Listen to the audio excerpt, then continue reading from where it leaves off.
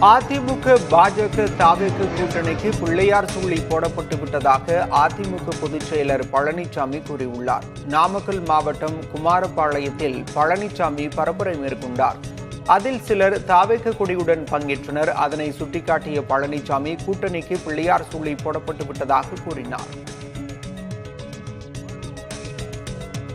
அதிலிருந்து மீள வேண்டும் என்பதற்காக நீங்க கூட்டணி நம்பி இருக்கிறீங்க. கூட்டணி தேவைதான். ஆனா அதிமுக தலைமையிலே அமைக்கப்படுகின்ற கூட்டணி வலுவான கூட்டணியா இருக்கும்.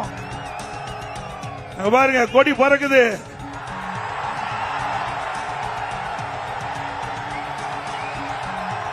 பிள்ளையார் சொல்லி போட்டாங்க. எழுச்சி ஆரவாரம்.